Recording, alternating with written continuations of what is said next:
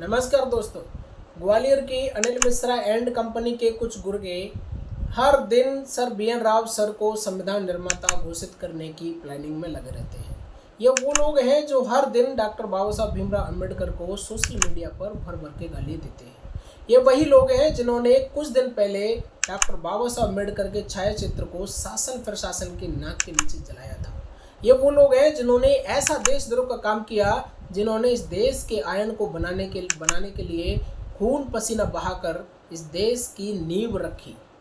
आइए जानते हैं कि आज की सच्चाई क्या है कि बाबा साहब भीमराव अम्बेडकर ने संविधान लिखा या सर बी.एन. राव सर ने। बाबा साहब अम्बेडकर की संविधान लिखने के लिए ताकत कितनी थी उस देश के अंदर, जिसलिए बाबा साहब अम्बेडकर को सरकार और उस समय के तत्कालीन जो नेता थे और सरकार थी उनको बाबा साहब अम्बेडकर को लेना पड़ा। बात है 1946 की, जब 1946 में संविधान सभा का गठन होना था। उस समय पूरे देश से नेताओं का संसद में जाने के लिए, संविधान सभा में जाने के लिए, सब लोगों के लिए चुनाव कराने की प्रक्रिया चालू हुई।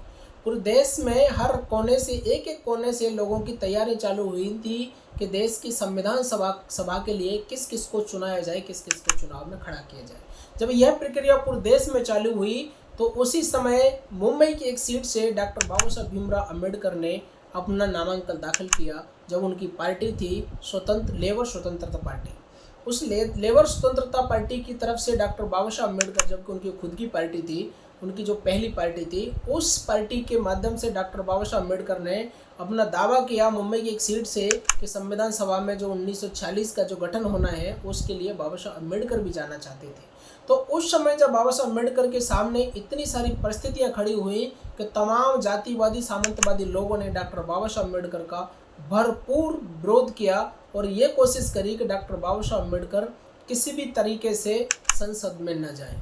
उस समय देश के तत्कालीन लोगों ने, देश की संसद के उस समय की हालातों ने, उस समय की व्यवस्था ने संसद के सारे खिड़की दरवाजे डॉक्टर बाबा साहब अम्बेडकर के लिए पूरी तरीके से बंद कर दिए थे।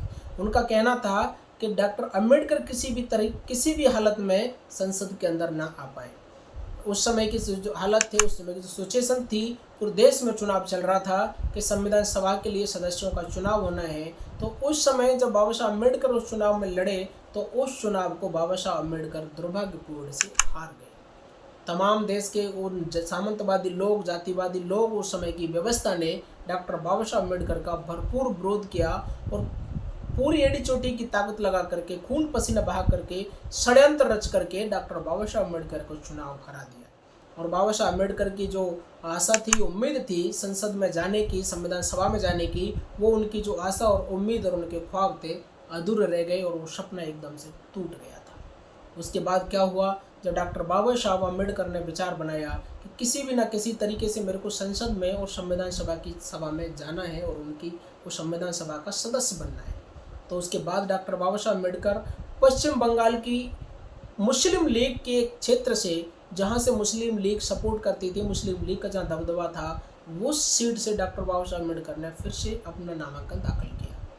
जब बाबा साहब अम्बेडकर ने पश्चिम बंगाल की मुस्लिम लीग की सपोर्ट से बाबा साहब अम्बेडकर ने अपना नामांकन दाखिल किया तो डॉक्टर बाबा साहब अम्बेडकर चुनाव में जीत गए। उस समय प्रदेश में और गरीब तबके, किसान, मजदूर को जो बाबा साहब अम्बेडकर में विचारधारा में, बाबा साहब अम्बेडकर के साथ में जो कंधे से कंधा लगाकर समाज खड़ा था, उन सब के चेहरों पर खुशियां आने लगी और सब लोग खुशी से नाचने लगे कि डॉक्टर बाबा साहब अम्बेडकर को संविधान सभा में जाने से कोई भी नहीं रोक सकता।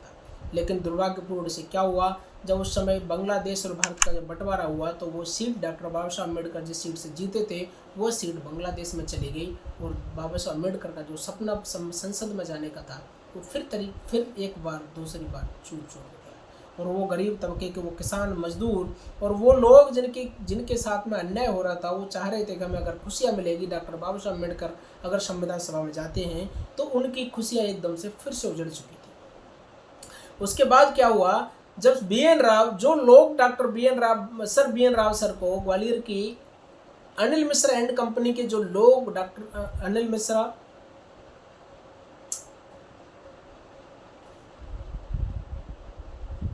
उसके बाद क्या हुआ, अनिल मिश्रा एंड कंपनी के जो लोग सर बी.एन. राव सर को हर दिन संविधान निर्माता घोषित करने की प्लानिंग करते हैं, उन लोगों के लिए सबसे दुख भरी कहानी ये है, मैं उनको सुना दूं सच्चाई क्या है। ये सच्चाई ये हुई कि जब बी एन राव सर ने देश के सरदार वल्लभ भाई पटेल उस समय के जो एक सबसे बड़े ताकतवर नेता माने जाते थे, उस समय के तत्कालीन प्रधानमंत्री पंडित जवाहरलाल नेहरू और तमाम उनके कैबिनेट के मंत्री और तमाम नेताओं से sir B N Rau sir ने कहा कि अगर किसी भी हालत में अगर अम्बेडकर संसद में नहीं आते हैं तो इस देश का संविधान नहीं बन पाएगा।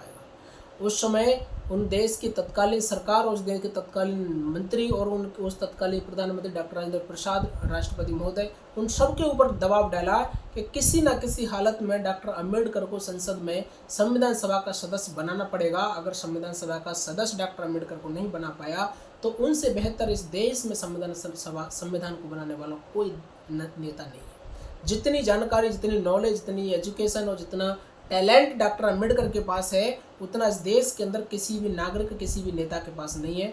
इसलिए sir B N Rau sir ने देश की उस सरकार से उस समय निवेदन किया और सरकार पर दबाव डाला है किसी भी हालत में डॉक्टर अम्बेडकर को संविधान सभा में लाया जाए। उसके बाद क्या हुआ, कांग्रेस के जो नेता मुंबई से जीते हुए थे जिनका नाम है एम.आर. जयकर जो संविधान सभा के लिए जीते हुए थे उस मुंबई सीट से, जिस मुंबई सीट से डॉक्टर बाबा साहब अम्बेडकर को हराया था, उस मुंबई सीट से डॉक्टर एम.आर. जयकर सर को उस दबाव के चलते उस सीट से रिजाइन दिया गया, इस्तीफा दिया गया। उस रिजाइन देने के बाद बाबा साहब अम्बेडकर के लिए उस सीट को खाली किया गया और उस सीट से डॉक्टर बाबा साहब अम्बेडकर को चुन करके संसद में भेजा गया। तो सच्चाई ये है कि डॉक्टर बाबा साहब अम्बेडकर की ताकत इतनी थी इस देश के अंदर कि उनकी मजबूरी थी बाबा साहब अम्बेडकर को संविधान बनाने के लिए। अगर डॉक्टर बाबा साहब अम्बेडकर संसद में नहीं जाते तो शायद इस देश का इतना बेहतरीन संविधान नहीं बन पाता। Sir B N Rau sir की हम रिस्पेक्ट करते हैं और उनकी भावना की, आत्माओं की सम्मान करते हैं कि उन्होंने इस देश के लिए, वो संविधान सभा के सलाहकार थे, इस बात की इसमें कोई डिनाई नहीं है।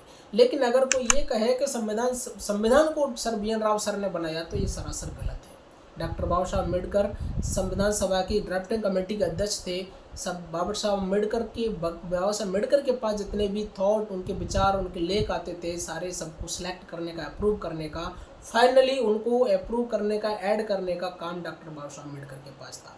इसलिए डॉक्टर बाबा साहब अम्बेडकर को सर एम.आर. जयकर सर का इस्तीफा दिला करके कांग्रेस के जो नेता थे उनकी जगह पर मुंबई से चुन करके संसद में भेजा। उसके बाद में संविधान की प्रक्रिया चालू हुई।